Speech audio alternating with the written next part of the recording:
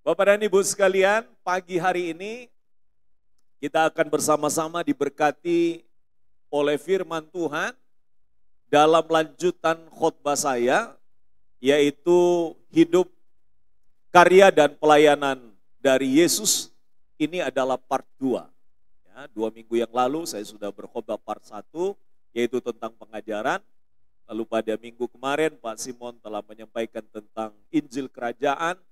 Dan Bapak Ibu sudah diberkati karenanya. Firman itu sekarang dilanjutkan dengan part 2, yaitu karya dan pelayanan dari Yesus Kristus.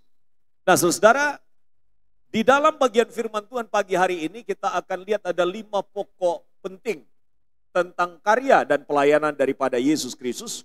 Kita mulai dengan yang pertama, karya dan pelayanan Yesus ialah bahwa Yesus datang untuk melayani dan menyelamatkan.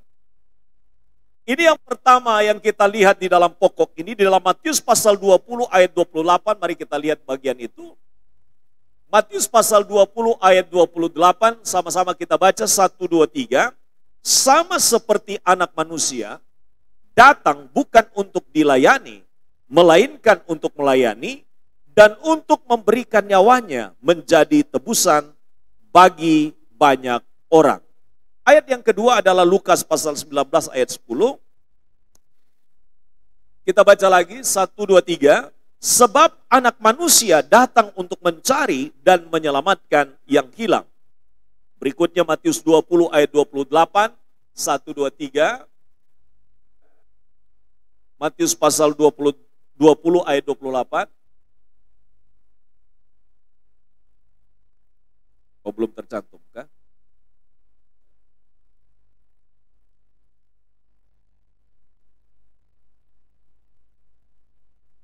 Nah sudah, ayatnya sudah double tadi itu. Ya, sama seperti anak manusia, sama. Ayatnya sama. Jadi, saudara yang dikasihi oleh Tuhan, ini adalah bagian yang pertama dari apa yang menjadi karya dan pelayanan Yesus. Dia datang untuk melayani dan untuk menyelamatkan. Beberapa contoh di Alkitab kita lihat bahwa ketika dia membasuh kaki murid-muridnya, waktu dia membasuh kaki murid-muridnya, dia mengambil air di dalam sebuah talam dan kemudian mengambil handuk dan melap satu persatu kaki dari murid-muridnya. Dan seorang muridnya yang bernama Petrus berkata, "Tuhan jangan." Ya, saudara, itu adalah wujud yang sangat sederhana yang kita bisa lihat yang dilakukan Yesus. Dia merendahkan diri, dia adalah Tuhan merendahkan diri untuk melayani murid-muridnya. Itu berbeda dengan konsep dunia. Kalau konsep dunia itu minta dilayani. Ya, minta dilayani. Karena itu ketika kita berbicara tentang bagaimana pelayanan kita itu betul-betul akan menjadi sesuatu pelayanan untuk Tuhan dan kepada Tuhan, maka kita sadari betul bahwa kehidupan kita juga harus mencontoh dan meneladani Yesus. Apa itu? Bahwa kita ini yang berbahagia dan terhormat itu adalah bukan dilayani, tapi untuk melayani. Itulah sebabnya waktu kita minta seperti diperlakukan sebagai seorang bos, itu bukan ciri, bukan tipe daripada seorang yang meneladani Kristus. Ia yang adalah Tuhan saja menempatkan diri sebagai seorang pelayan kepada kita manusia, apalagi kita. Itulah sebabnya, maka ketika kita melayani, ketika kita melakukan sebuah pelayanan, baik kepada sesama dan juga dalam pelayanan-pelayanan kepada pelayanan gereja Tuhan, sebenarnya kita sedang belajar untuk meladani Yesus Kristus. Karena itu tidak ada pekerjaan yang rendah, tidak ada pekerjaan yang dianggap hina dalam pekerjaan ketika kita melayani. Nampaknya kita ditempatkan seperti rendah begitu. Tidak. Pekerjaan melayani itu adalah pekerjaan yang dikerjakan oleh Yesus. Dan itu adalah pekerjaan yang mulia. Kelihatannya kurang terhormat. Tapi di hadapan Tuhan itu orang yang melayani itu lebih beruntung daripada orang yang dilayani. Sama juga dengan memberi. Dikatakan lebih baik memberi daripada menerima. Saudara yang dikasihi oleh Tuhan, Yesus memberikan dirinya. Dikatakan lebih baik memberi. Karena itu ketika kita memberi diri kita untuk melayani, itu adalah lebih baik daripada kita dilayani. Saudara, pelayanan kita di dalam gereja ini dimulai dari hal-hal yang sederhana. Saudara sebagai penyambut tamu di depan, saudara melayani. Seorang kemudian marah kepada gembalanya. Kenapa? Marah kepada gembalanya karena apa? Tidak diberi kesempatan untuk melayani lagi sebagai penyambut tamu. Katanya wajahnya kurang bersahabat. Lalu saya beritahu kepada dia, karena dia ada di dalam satu penggembalaan yang lain. Saya bilang, sudah, karena itu kita belajar untuk bisa menyambut setiap orang, menerima semua orang, untuk berlatih kita. Ya, berlatih kita untuk bisa memberikan senyum yang terbaik. Tapi saya sudah memberi senyum yang terbaik, sudah tidak dipercaya lagi, Pak. Nah sudah, kalau sudah tidak percaya lagi, memang ada karunia yang lain. Ya, Bapak dan Ibu juga, setiap orang melayani itu berbeda-beda. Ada kemampuan yang diberi 1, ada kemampuan yang diberi 2, ada yang diberi kemampuan 5. Dan itu sebabnya kita tidak boleh cemburu. Kalau orang lain bisa mengerjakan ini dan itu, tapi kita hanya bisa mengerjakan mungkin hal yang sederhana. Hanya 1 saja. Seorang ibu yang sudah sangat tua, usianya sudah 70-an tahun. Ketika di gereja dia datang, dia bertanya kepada pendeta, Pak Pendeta, apa yang bisa saya lakukan? Saya sudah tua. Tapi saya hanya bisa buat sesuatu. Apa itu? Saya bisa bikin bubur yang enak. Dan karena itu maka dia bilang, apa yang saya bisa lakukan dengan kemampuan saya ini? Dan ternyata ada 1 orang yang juga sudah tua. Tidak ada anak di rumah. Tidak ada siapapun di rumah yang menyiapkan makan untuk ibu tersebut. Sudah tua sekali. Apa yang dilakukannya? Maka Pak Pendeta bilang begini, kalau demikian, mulai hari ini, silakan ibu bikin bubur yang terbaik dan kirim setiap pagi ke rumah Oma ini. Dan itu pelayanan yang dilakukannya sampai akhir hayat. Wah, hanya 1 mangkok bubur setiap pagi dikirim ke tempat Oma ini. Usianya 70 tahun, melayani yang sudah usianya sudah lanjut juga. Nah saudara-saudara, dia lakukan dengan telaten. Dia lakukan dengan telaten. Ada lagi yang hanya bisa lakukan apa? Pak, saya hanya bisa itu, dia bisa merangkai bunga. Nah, bisa merangkai bunga. Maka di gereja kemudian 1 kali ada perubahan untuk pembuatan bunga yang baru. Lalu dia sumbangkan itu. Kelihatannya sederhana. Saya bisa merangkai bunga, Pak. Boleh enggak saya kalau suatu saat misalnya merangkai bunga dan kemudian mempersembahkannya bagi gereja? Hal-hal yang sederhana. Hal-hal yang sederhana. Ada lagi. Di gereja-gereja saya perhatikan itu. Ketika seseorang enggak ada kendaraannya. Apa yang dilakukan? Kebetulan dia berdekatan tempatnya dengan jemaat itu. Maka dia bilang kepada Pak Pendeta, apa yang saya bisa lakukan untuk pelayanan?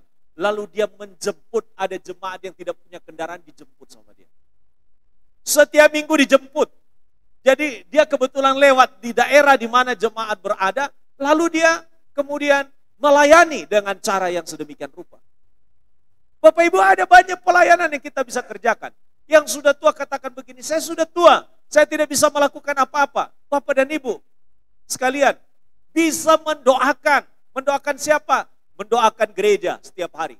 Mendoakan hamba Tuhan setiap hari. Mendoakan para pelayan-pelayan Tuhan yang melayani setiap hari. Saudara, itu adalah pelayanan. Pelayanan. Tidak ada satu pelayanan yang tidak dihargai oleh Tuhan. Karena itu saudara-saudara, Yesus datang untuk melayani.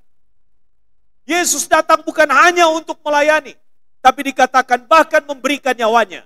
Bagian yang kedua di poin 1 itu adalah menyelamatkan.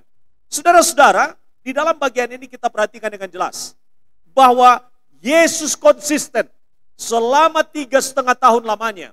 Dia melayani secara konsisten. Bahkan sampai di atas kayu salib. Dia melayani kita dengan hidupnya dipersembahkan untuk keselamatan kita. Saudara, saya diingatkan dengan ada 2 bersaudara kembar. 2 bersaudara kembar, yang pertama adalah dia sekolah bagian hukum. Lalu dalam karirnya dia menjadi seorang hakim. Nah saudara, ketika dia menjadi seorang hakim, adiknya adiknya yang dalam keadaan juga mengalami berbagai keadaan yang menyulitkan hidupnya hingga akhirnya dia menjadi seorang perampok. Nah, satu menjadi seorang perampok, yang satu menjadi hakim.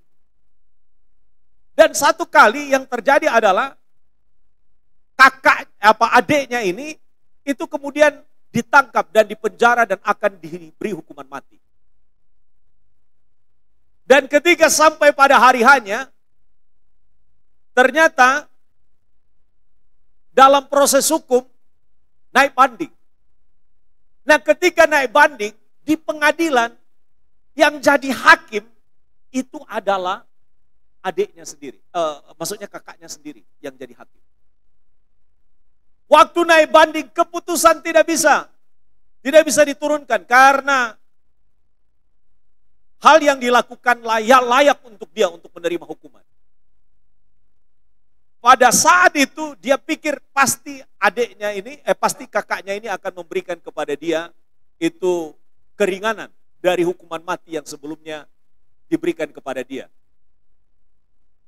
Tapi apa yang terjadi Bapak dan Ibu? Kakaknya ini sebagai seorang hakim dengan seluruh tuntutan-tuntutan yang ada memutuskan tetap hukuman mati tetap akan dilaksanakan. Hukuman mati tetap dilaksanakan. Adiknya ini meraung-raung menangis di dalam penjara. Kakak ini, kenapa tidak bisa membebaskan saya? Kenapa tidak bisa menolong saya? Kenapa tidak bisa memberikan kepada saya pembebasan dari tuntutan mati? Minimal dikurangi. Mungkin adalah hukuman seumur hidup di penjara. Tapi pada malam hari, karena wajah mereka ini sama. Jadi pada malam hari, kakaknya ini datang ke penjara. Pada waktu sampai di penjara, apa yang terjadi? Dia kemudian minta izin kepada sipir untuk bisa masuk ke dalam penjara di mana adiknya itu berada. Nah, ketika masuk di dalam penjara, yang terjadi adalah dia segera berkata kepada adiknya, tolong segera pakai pakaianku dan kamu segera kemudian berikan pakaian. Jadi mereka berganti pakaian karena mereka anak kembar. Dan adiknya ini keluar. Dan dia sampaikan satu hal. Nanti pada waktu eksekusi mati, kamu sebagai seorang hakim itu harus hadir. Tanggal sekian akan dilakukan hukuman mati. Dan kamu harus seolah-olah sebagai seorang hakim. Kamu kenakan jubah saya sebagai seorang hakim. Dan kakaknya yang tadi itu menggantikan dia di dalam penjara. Ya, orang tidak tahu karena wajah mereka sama, karena anak kembar. Lalu saatnya eksekusi dilakukan. Mata kakaknya itu kemudian ditutup. Dan dia mengambil posisi untuk duduk bersama dengan hakim, polisi di sana, dan tim eksekusi tembak. Saudara-saudara, sementara proses akan dijalankan, pada saat akan dilakukan proses untuk tembak, regu tembak sudah berdiri di tempat. Apa yang terjadi? Adiknya ini menangis, berlinang air mata. Berakhirlah regu eksekusi mati, menembak mati. Justru bukan yang bersalah, tapi adalah hakim yang adalah kakak dari seorang perampok yang dihukum mati. Saudara-saudara, inilah gambaran yang sebenarnya yang saya mau gambarkan kepada kita tentang pelayanan Yesus. Bukan hanya melakukan pelayanan dari segi melayani orang dengan hati, dengan hidupnya, dengan seluruh yang dimiliki. Tapi apa yang dilakukannya, bahkan nyawanya pun dipersembahkan kepada kita. Kalau saudara berada dalam proses seperti yang saya ceritakan tadi, pasti sesuatu hal yang luar biasa terjadi. Dan sejak itu, adiknya yang tadi adalah seorang perampok kemudian mengalami perubahan hidup dengan semuanya. Inilah gambaran yang pertama, karya dan pelayanan daripada Yesus yang dikerjakannya bagi kita. Bahwa dia datang bukan untuk dilayani, melainkan untuk melayani, bahkan memberikan nyawanya bagi kita. Karena itu Bapak dan Ibu, kalau kita sampai hari ini masih diberi kesempatan oleh Tuhan untuk hidup, masih diberi kesempatan oleh Tuhan untuk dapat menikmati keselamatan, seharusnya kita mau bersyukur. Semuanya itu adalah karena peran daripada Yesus bagi kita yang rela memberikan dirinya untuk keselamatan hidup kita. Karena itu Bapak dan Ibu, kita rindu untuk bisa juga berbuat hal yang sama dengan apa? Dengan kita melayani. Mungkin kita tidak mengorbankan nyawa kita, tapi setidaknya kita dapat memberikan hidup kita untuk melayani Dia. Saudara, pelayanan dalam gereja Tuhan membutuhkan orang-orang yang bersedia untuk melayani. Ada banyak. Kalau Bapak Ibu bertanya kepada saya, ada banyak yang saya bisa sampaikan kepada kita. Apa yang kita bisa lakukan untuk melayani.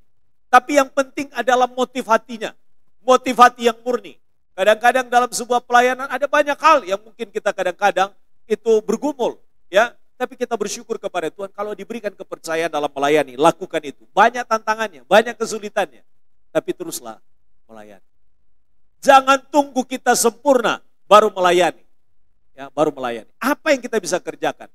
Lakukan dengan sepenuh hati kita. Yang kedua, pokok kedua, karya dan pelayanan Yesus adalah Yesus mengajar dan memberitakan Injil. Dan saya sudah sampaikan 2 minggu yang lalu.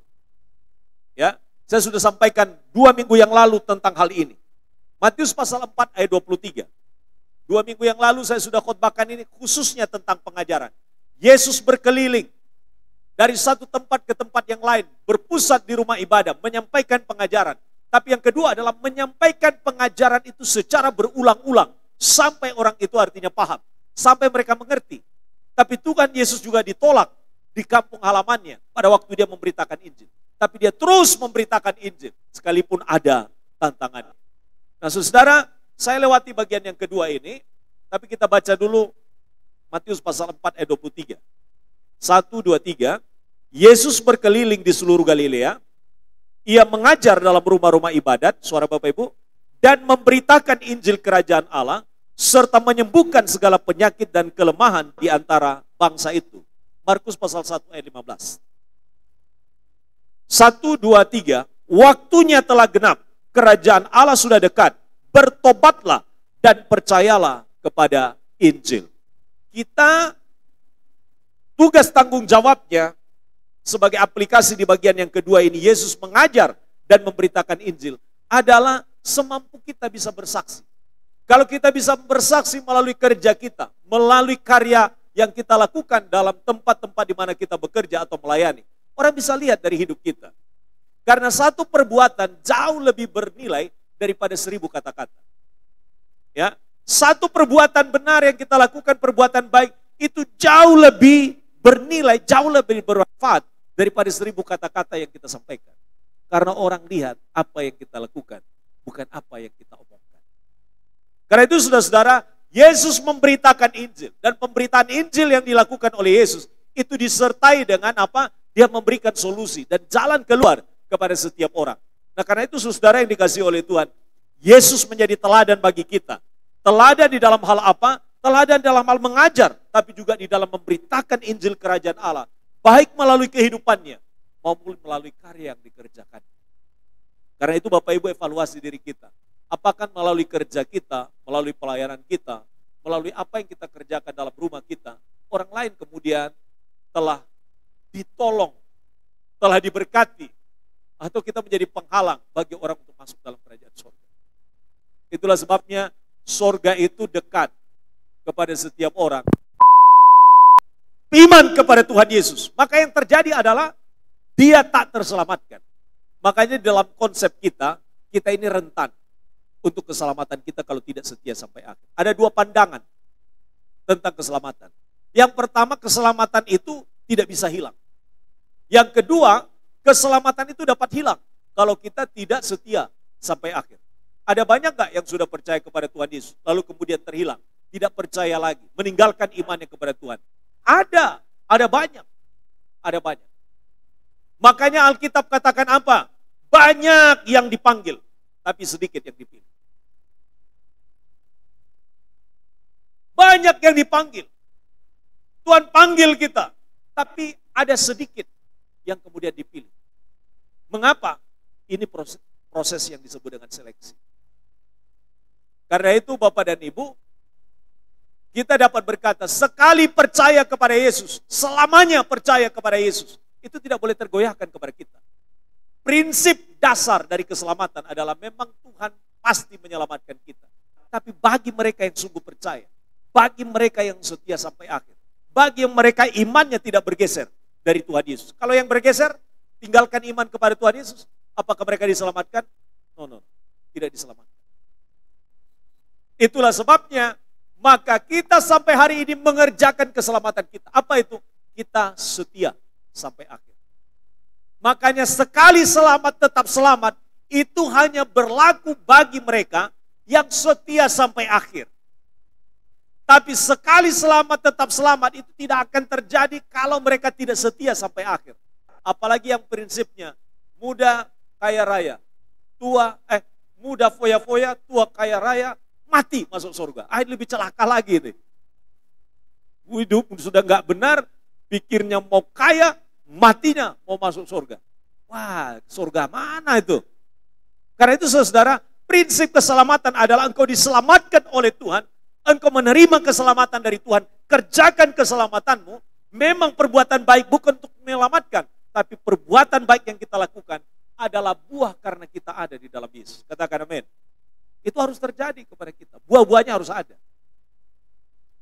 Dan doa saya adalah agar kita diberi umur panjang. Tapi kalau umur panjang nggak menghasilkan buah bagi Kristus, ngapain panjang-panjang umurnya di sini? Ya kan? Karena itu kalau minta umur panjang, jangan lupa ada paketannya. Apa itu?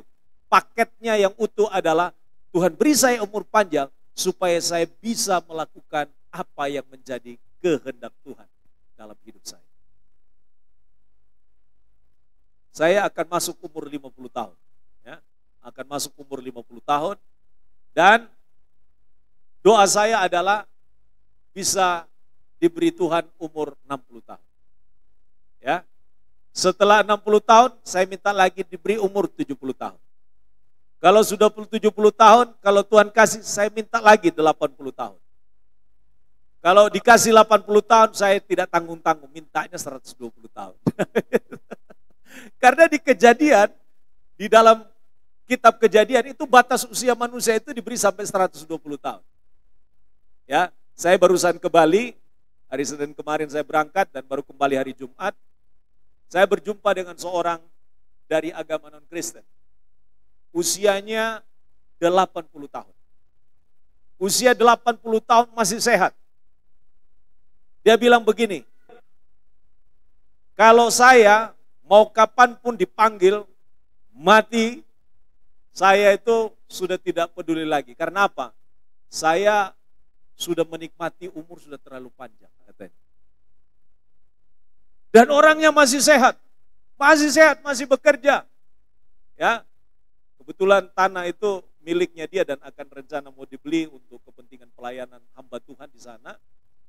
Dan itu akan dipakai nanti untuk pelayanan, ya, untuk membangun gereja di sini.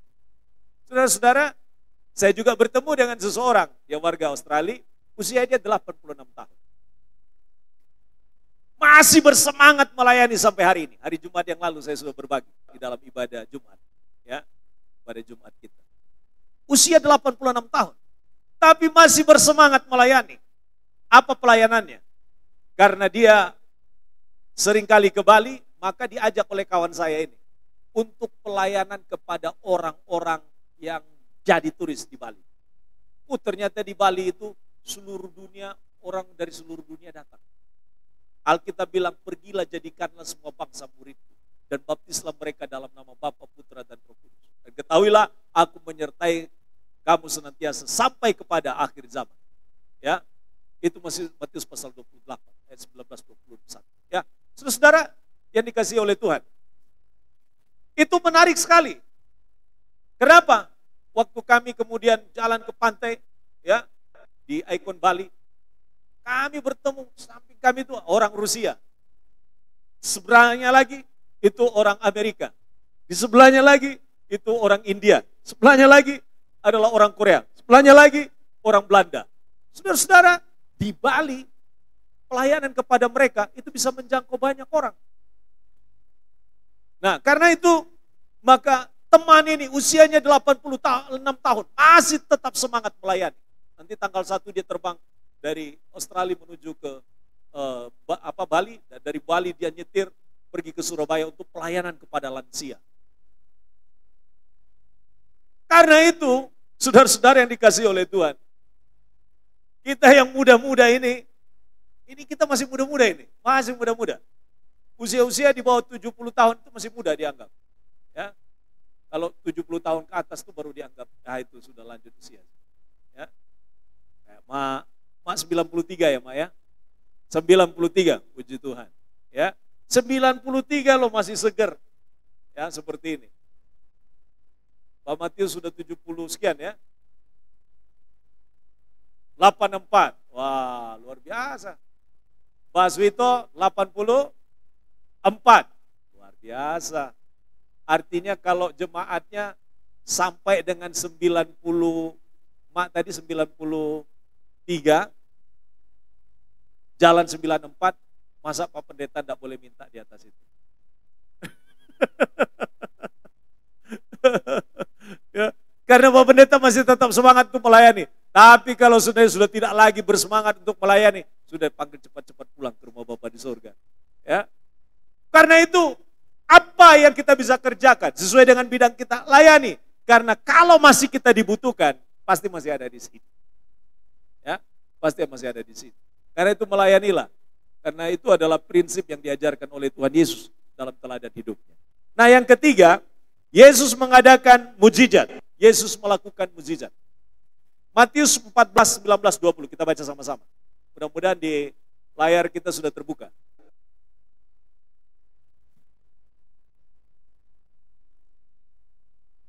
Karya dan pelayanan Yesus yang ketiga adalah Yesus melakukan mujizat.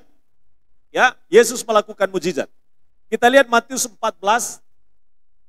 Matius 14 ayat 19 sampai 20.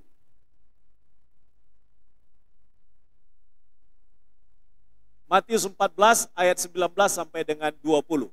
Boleh ditampilkan? Judulnya adalah Yesus memberi makan 5.000 orang. Sebelum sampai ke sana saya tanya dulu Bapak Ibu. Bapak Ibu, pada waktu Yesus memberi makan kepada 5.000 orang, itu ada berapa roti dan berapa ikan? 5 roti, 2 ikan. Sisanya berapa? Sisanya 12 bakul.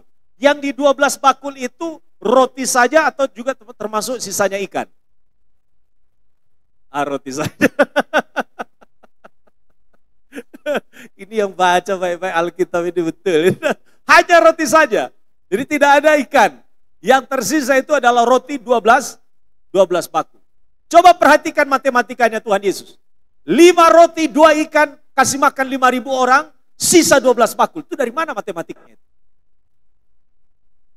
Makanya murid-murid bilang begini, Tuhan, sekian banyak ini, beri kami kesempatan untuk bisa beri makan mereka dengan cara beli roti kah atau apa. Tapi yang ada padamu ada apa?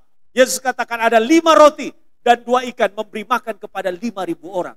Karena itu Bapak dan Ibu, tiap hari loh kita mengalami mukjizat. Bisa makan pagi, makan siang, makan sore. Bukan, makan nasi, makan lauk dengan segala macamnya. Iya kan, betul atau tidak?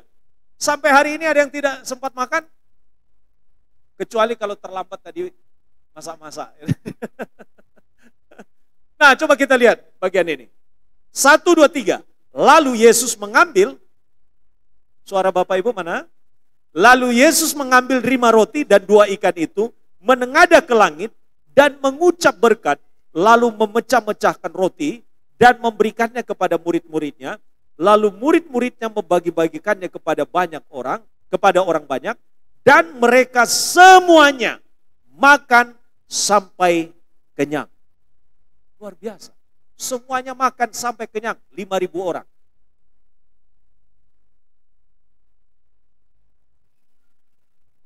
Pernah mengalami mujizat Bapak Ibu? Tidak ada uang di rumah. Tapi ada saja jalan keluarnya. Pernah? Pernah kan? Sering. Ada saja jalan keluar dari Tuhan. Tuhan sediakan. Tapi kita jalan, bergerak, berdoa, melakukan sesuatu, pasti ada jalannya. Pak Pendeta pernah mengalami? Ya pernah. Sekali, dua kali, juga berkali-kali. Tapi Tuhan cukupkan secara luar biasa. Makanya Bapak dan Ibu, Tuhan itu memberikan kepada kita kemampuan untuk memanage. Saya kemarin waktu pulang, turun dari Surabaya, menuju ke Malang, saya bertemu dengan dua orang. Satu adalah driver, satu adalah seorang tukang bakso dari Makassar. Lalu saya tanya, Bapak sudah lama bekerja? Sudah. Berapa lama? 8 tahun. 8 tahun sudah punya rombong bakso sendiri? Belum, masih ikut orang. Dan saya tanya yang sopir, Bapak sudah berapa tahun jadi sopir? Sudah 2 tahun. Oke. Saya katakan kepada yang jual bakso ini, saya bilang, Pak, Bapak 8 tahun sampai sekarang belum jadi penjual bakso, hanya bantu orang bakso. Bapak tahun depan atau pulang dari acara lebaran ini, Bapak harus punya sendiri. Mengapa? Bapak membesarkan usaha orang, tapi kalau punya walaupun kecil, walaupun itu baru dimulai, itu Bapak berjuang untuk membesarkan usahanya Bapak. Karena itu Bapak pulang, persiapkan diri. Sudah ada modal? Sudah. Apa modalnya Pak? Sepeda motor sudah ada. Oke. Berapa modalnya untuk rombong itu? Paling 2 juta Pak dengan peralatannya. Oke. Kalau gitu 2 juta nanti beli itu. Bapak sudah punya uang? Sudah ada. Apalagi istrinya bekerja di Hong Kong. Udah Bapak tinggal minta uang dari istri yang 10 juta dibayar tuh gajinya setiap bulan. Masa untuk 2 juta saya tidak bisa? Tapi Bapak tidak usahlah minta. Bapak harus berjuang sendiri. Masa minta sama istri? Saya bilang begitu. Siap Pak. Saya akan pulang nih nanti. Kemudian yang jadi sopir itu yang sering kali jemput kami di sini. Saya bilang, Bapak sudah 2 tahun. Iya. Udah. Bapak itu daripada bekerja dengan orang, lebih baik Bapak cicil mobil saja. Paling mobil-mobil sekitar 170. Bapak ada uang? Ada. Ada berapa? Ada sekitar 10-20 juta? Ada. Nah, ada 30 juta? Ada. Dulu pernah DP tapi ragu-ragu katanya. Saudara-saudara, memberi semangat kepada orang. Dari yang sederhana, tidak usah yang tinggi-tinggi. Nah karena itu apa yang ada pada kita? Lihat 2 roti 5 ikan. 5 ikan 2 roti. Itu yang ada pada kita itu kembangkan. Syukuri itu. Kerjakan itu. Tuhan akan berkati, tidak usah tunggu yang besar-besar. Maka mereka yang punya usaha, mulai dari yang kecil. Kerjakan dari yang kecil. Saya bersyukur ini. Pak Matias ini walaupun sudah tua, tapi punya usaha yang sederhana, kecil. Tapi terus disyukuri. Kadang-kadang ada laku 1, laku 2, laku 3, laku 4, laku 5, laku 8, laku 10. Kadang-kadang juga tidak ada yang laku. Tapi tidak pernah berhenti sampai hari ini. Untuk jualan itu. Tetap semangat. Kayaknya waktu minggu saya bilang, semangat Pak. Sama ibu juga, semangat. Ya, semangat. Kita doakan. Ya, supaya Tuhan berkati. Jadi dalam hidup, hal yang terbatas kita, Tuhan bisa berkati itu. Hal yang tidak kita bisa mampu, Tuhan akan mampukan kita untuk mengerjakannya. Karena itu bersemangat dalam hidup. Bersemangat dalam hidup. Apa modal yang Tuhan kasih? Doa berkati. Tuhan berkati apa yang ada ini. Supaya melaluinya kami bisa diberkati. 5 roti 2 ikan memberi makan 5.000 orang. Matematiknya siapa itu? Itu matematiknya Tuhan. Jadi cari rumusnya. Guru matematik. 5 tambah 2 sama dengan 5.000. Cari sampai bengkok. Nah ketemu. Tapi dalam matematiknya Tuhan itu cukup bagi kita. Ya, cukup bagi kita. Ayat berikutnya. Yohanes pasal 11 ayat 43 44. Yesus melakukan mukjizat membangkitkan Lazarus. Yohanes pasal 11 ayat 43 sampai 44. Coba lihat ayatnya. Yohanes pasal 11 ayat 43 44. Yuk kita baca sama-sama 1 2 3. Dan sesudah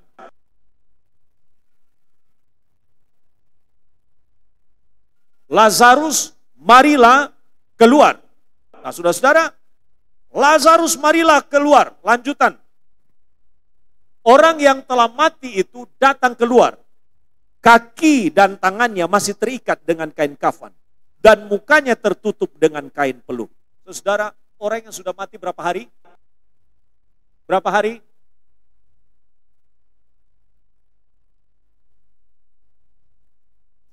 Sudah berapa hari Bapak Ibu? 3 hari, 4 hari? 4 hari. Sudah 4 hari itu sudah mulai itu sudah, waduh sudah basah semua, sudah mulai itu ada ulat-ulat itu. Tapi orang yang sudah 4 hari meninggal itu dipanggil oleh Tuhan, dikatakan keluarlah, Lazarus keluarlah. Artinya apa? Yang sudah mati saja bisa dihidupkan. Yang mustahil hidup itu tidak mustahil bagi Allah. Kadang-kadang kita mengalami keputusasaan. Kayaknya ini tidak mungkin lagi. Kayaknya ini mustahil. Kayaknya ini sulit. Tapi tidak ada yang mustahil bagi Tuhan. Bahkan yang sudah mati, yang tidak ada harapan pun bisa dihidupkan. Ada yang mati harapannya. Ada yang sudah putus asa dalam hidupnya. Sudah berkali-kali berjuang. Tapi terus tidak ada jalan. Tidak ada keberhasilan. Tapi saya mau katakan satu hal yang penting. Bagi Tuhan tidak ada yang mustahil. Mungkin sampai hari ini sakit penyakit kita juga belum disembuhkan. Tapi percayalah bahwa yang mustahil orang yang sudah mati saja bisa dihidupkan. Tidak ada yang mustahil bagi Tuhan. Ini saya tekankan kepada kita. Saya ini mengalami sakit dulu. Sakit gangguan pada bagian saraf saya. Karena pernah terkena balok di sini sampai kemudian seperti cekung kepala saya. Dan itu yang membuat sering sakit kepala dan lain sebagainya. Mungkin terkena saraf di bagian. Saya ke dokter saraf, dokter spesialis, masih SMP. Tapi Tuhan pulihkan. Sampai hari ini gak ada gangguan. Sampai hari ini. Itu bertahun sampai SMA saya mengalami. Sampai di semester pertama juga waktu masih kuliah itu terasa betul itu. Tapi Tuhan tolong. Sampai hari ini. Ada banyak hal yang mungkin mustahil bagi kita. Tapi saya katakan satu hal yang penting. Tidak ada yang mustahil bagi Tuhan.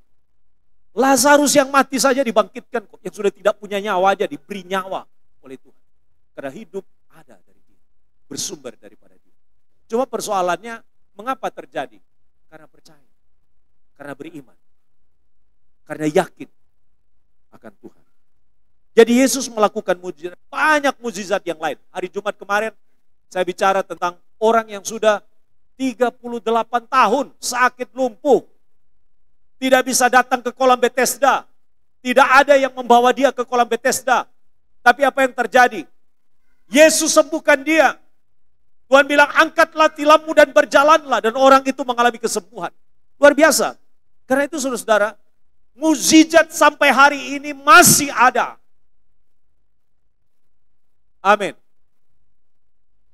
Saudara percaya tidak? Mujizat sampai hari ini masih ada. Sampai hari ini masih ada.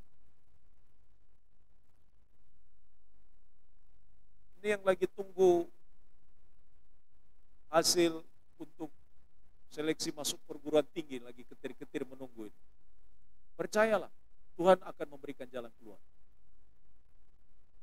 Yang lagi berjuang untuk masuk seleksi, ini polisi ya.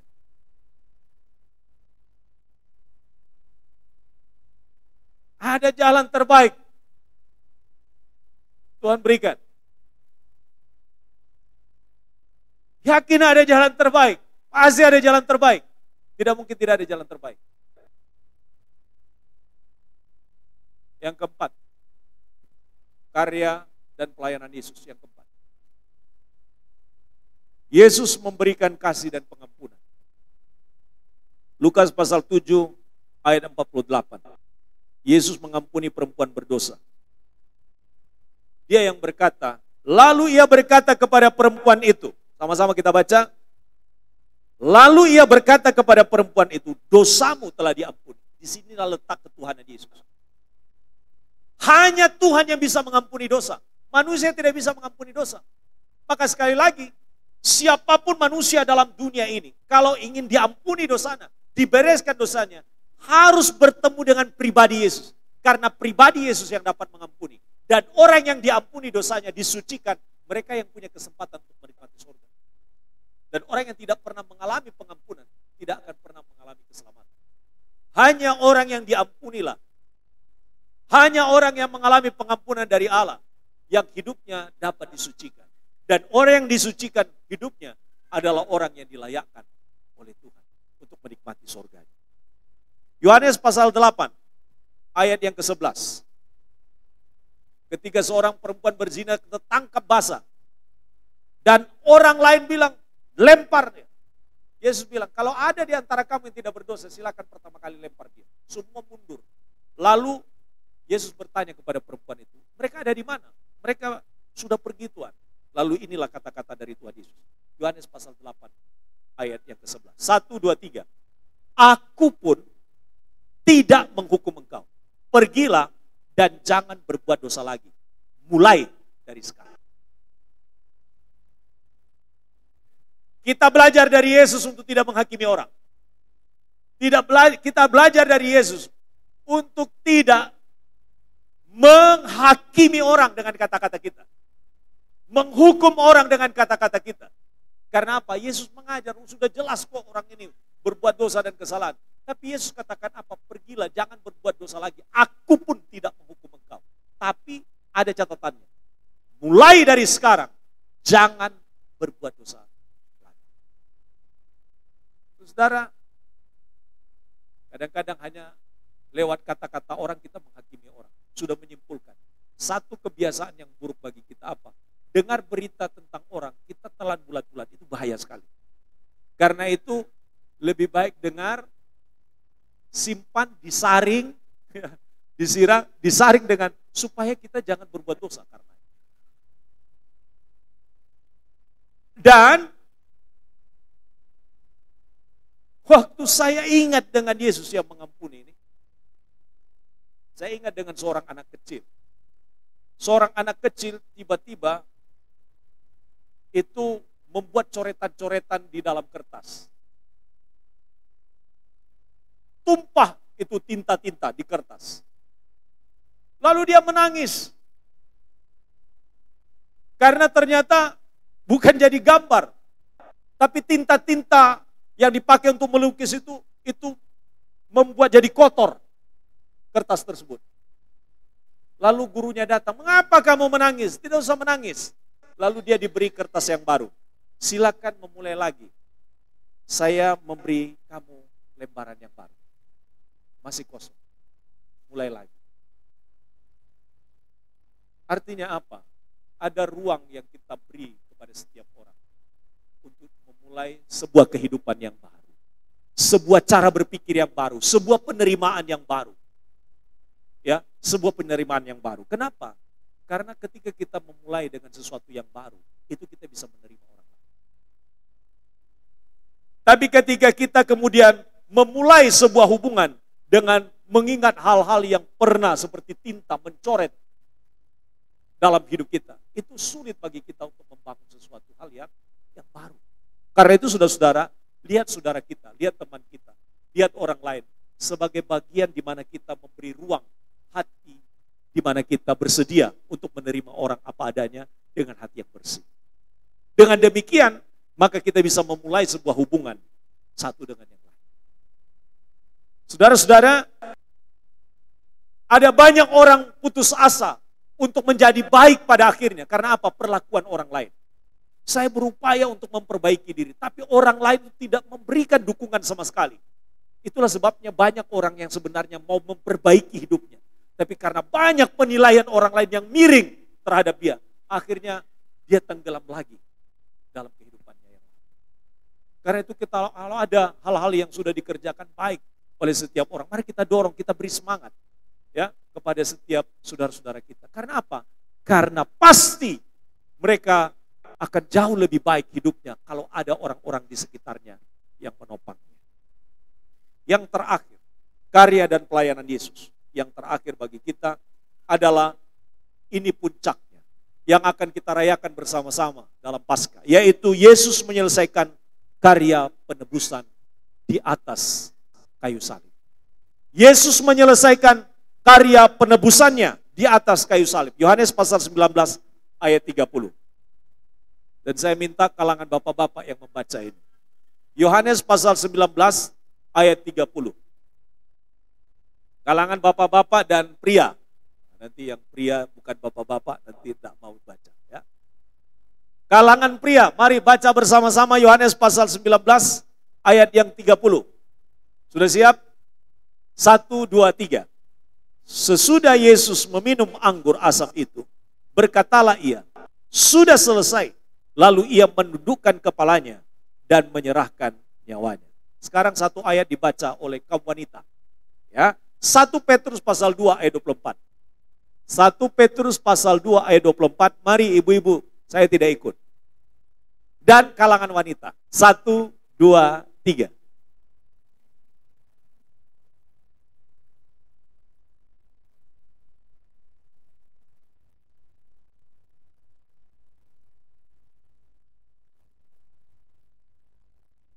Amin.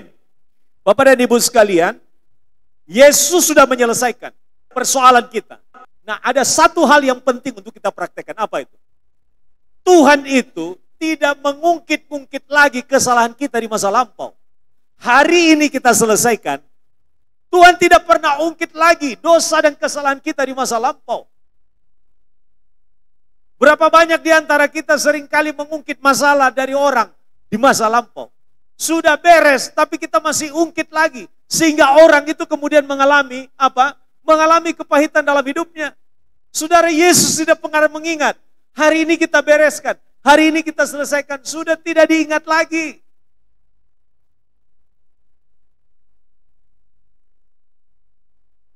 Tapi dia belum menyelesaikannya, Pak. Selesaikan. Selesaikan. Karena dosa yang sudah diampuni adalah dosa yang sudah diselesaikan. Dosa yang tidak diampuni adalah dosa yang belum diselesaikan. Karena itu saudara-saudara, kita secara pribadi dengan Tuhan, dalam hubungan dengan Tuhan, beres hidup kita kalau kita bereskan dengan Tuhan. Tapi kalau dengan sesama, kita bereskan dengan sesama. Supaya kita mengalami damai dan sejahtera. Jadi kalau masih simpan-simpan kepahitan kepada orang, wah ini penyakit yang akan membahayakan kita.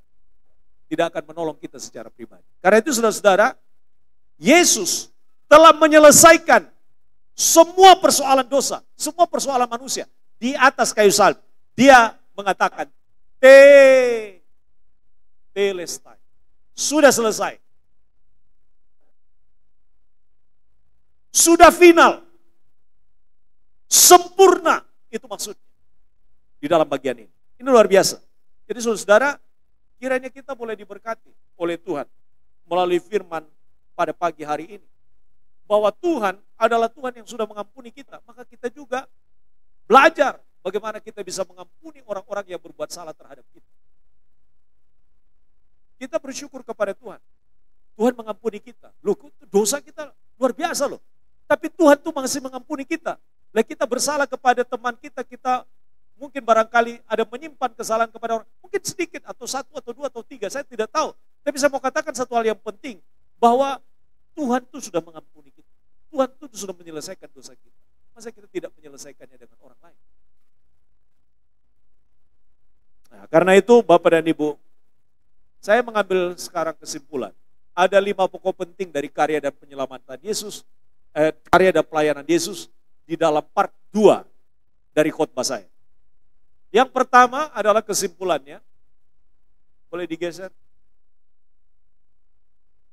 Habis. Oh, tidak ada kesimpulannya. Baiklah. Yang pertama, Yesus datang untuk melayani dan menyelamatkan. Yang kedua, Yesus mengajar dan memberitakan Injil. Yang ketiga, Yesus melakukan mukjizat. Yang keempat, Yesus memberikan kasih dan pengampunan. Dan yang kelima, Yesus menyelesaikan dosa kita di atas kayu salib melalui karya penebusannya di atas kayu salib. Nah, kiranya penerapan dari seluruh prinsip-prinsip ini dapat kita praktekkan. Karena hanya dengan demikian, maka kita dapat diberkati oleh firman Tuhan ini. Tuhan Yesus memberkati kita. Tuhan Yesus menolong kita, maka sekarang saya dorong kita, mari melayani. Mari melayani, sekecil apapun lakukan pelayanan. Mari kita bersama-sama bersaksi supaya orang lain diselamatkan. Mari kita beritakan Injil. Mari kita terus mengulang pengajaran-pengajaran Yesus supaya orang lain itu makin dimantapkan. Kita mungkin tidak melakukan mukjizat, tapi kita percaya bahwa mukjizat itu masih ada. Karena itu yakinlah, mungkin kita adalah giliran orang yang menerima mukjizat. Mungkin kita adalah giliran orang yang menerima karya mukjizat Tuhan dalam hidup kita. Tapi syaratnya, kau percaya dan jangan bimbang dan ragu. Kemudian, saudara, berikan kasih dan pengampunan kepada orang yang saudara bisa beri kasih dan pengampunan. Dan yang terakhir adalah Tuhan sudah selesaikan dosa kita. Maka prakteknya adalah jangan lagi mengungkit-ungkit kesalahan orang ya yang sudah dibereskan. Jangan lagi mengungkit-ungkit apa yang menjadi persoalan di masa lampau dibawa di hari ini. Karena Yesus sudah tidak mengingat lagi dosa dan kesalahan kita. Dia sudah bereskan, dia sudah selesaikan supaya kita menikmati damai dan sejahtera.